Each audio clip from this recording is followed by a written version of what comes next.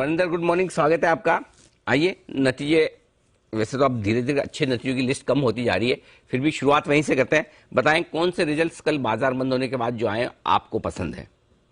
Good morning sir, to you and everyone. Sir I know PNB housing का numbers आ चुका था market आज में, बट उनका कॉन कॉल हुआ शाम को, और क्योंकि नए एमडी और सीईओ ने कॉन कॉल किया, आई थिंक वो थोड़ा जरूरी था। I think the con call was very very strong by PNB housing management sir. मैं एक ही शब्द बोलूंगा सर कि अभी भी ये 0.6 प्राइस टू बुक पे ट्रेड करता है। मैनेजमेंट ने क्लियरली बोला है कि आगे जाके जो एसेट क्वालिटी और इंप्रूव होगी, जीएनपीए हर क्वार्टर में आगे जाके एवरी सिंगल क्वार्टर और कम होते रहेंगे। 10% ईयूएम ग्रोथ सर एफवाई 23 में और 15% ईयूएम ग्रोथ एफवाई 24 में गाइडेंस दिया उन्होंने। और आप देखिए सर, इनका जो बुक अभी 57-58,000 करोड़ का है, जिस तरीके से ग्रो होते रहे, अगर ये 70-75,000 करोड़ का बुक हो गया sir, I really think that this stock is very very cheap, at these levels. Gokul Das के नंबर सर हमारे हिसाब से बहुत अच्छे आए थे। Disclosure, we own the stock, we have advised the stock to all our Omkara clients, we have been holding this stock for a long time. But हमारे हिसाब से नंबर्स बहुत अच्छे आए थे। सबको डर था, सबको था यार कि यूरोप और यूएस में क्या हो जाएगा, उनके नंबर्स खराब आ जाएंगे, मार्जिन सिंगल डिजिट में आ जाएंगे, रेवेन्यू ग्रोथ आएगा नहीं। सर इनका एक्सपोर्ट रेवेन्यू 25% बढ़ा है, 25% रेवेन्यू बढ़ा है। अब इमेजिन कीजिए अगर 25% रेवेन्यू बढ़ा है तो कहां से कहीं पे भी कोई इशू के रिसेशन का आया कि नहीं आएगा। इंडिया का अपैरल जो है, इंडिया का जो है वो 6.3 कमजोर हुआ है। तो आपको ये बता रहा है कि हाँ भी किस तरीके से एक्सपोर्ट मार्केट में ये अपना मार्केट शेयर गेन कर रहा है।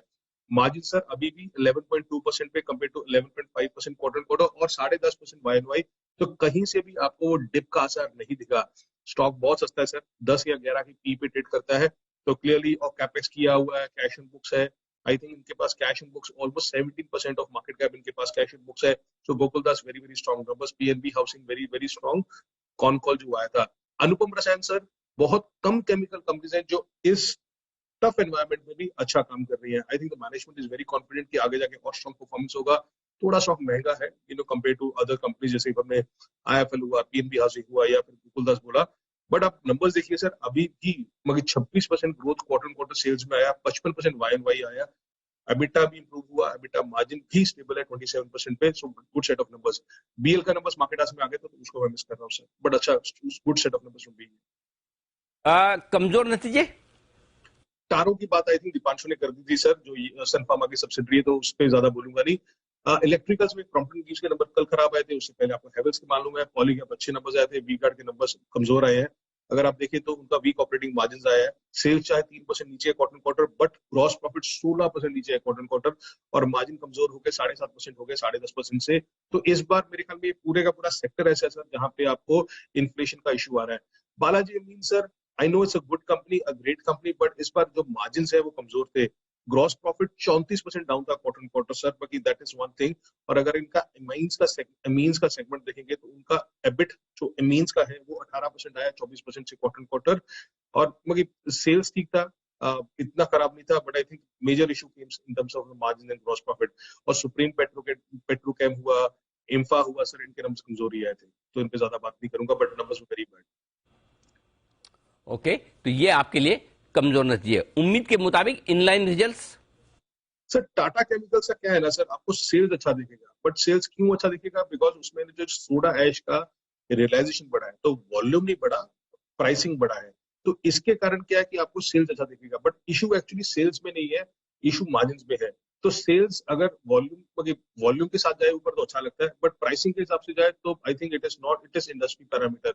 तो सेल्स है 6% आपको ऊपर दिख रहा है, क्वार्टर क्वार्टर 40% ऊपर दिख रहा है Y Y. I think almost 4100 crore के आसपास का एस्टीमेट था, उससे अच्छे नंबर आए हैं।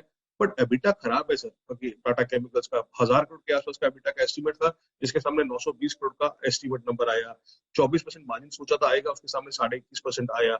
सोडा ऐश का मार्जिन देखिए सर, जो उनका सेगमेंटल एबिटा है वो 20% रह गया compare to 25%। That is why I am saying कि नॉट द सेल्स देखें तो आपको 6% ऊपर दिखेगा quarter quarter, but actually issue उनके एबिट मार्जिन में है।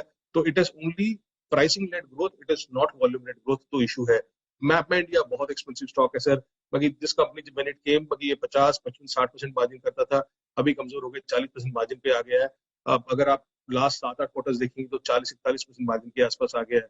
जिस तरीके का वैल्यूएशन है उस तरीके से ऑनेस्टली नंबर्स नहीं आए हैं। I know it's a unique company, blah blah blah, all those things are there, but I think numbers उस तरीके से नहीं आया जिस तरीके से वैल्यूएशन ये कंपनी पे कर रही है। Let it view good company, stable EBITDA margin से sir, but otherwise again 50p पे है, तो ठीक है, इनलाइन सेट ऑफ नंबर्स आए थे, बहुत खास नंबर्स नहीं आते, बट मेरे लिए सर क्लियरली पीएनबी हाउसिंग का जो कॉन कॉल था, उनके टेक अवेज और गोकुलदास के numbers, these were the two main things जो मैं कल रिजल्ट से लेकर गया वापस। ओके, तो ये है आपके लिए नतीजों का विश्लेषण, अच्छे नतीजे, खराब नतीजे और जो इनलाइन परफॉर्मेंस रही। बहुत बहुत शुक्रिया वरिंदर हमारे साथ जुड़ने के लिए। मंडे को आपसे फिर से करेंगे मुलाकात ओवर द वीकेंड।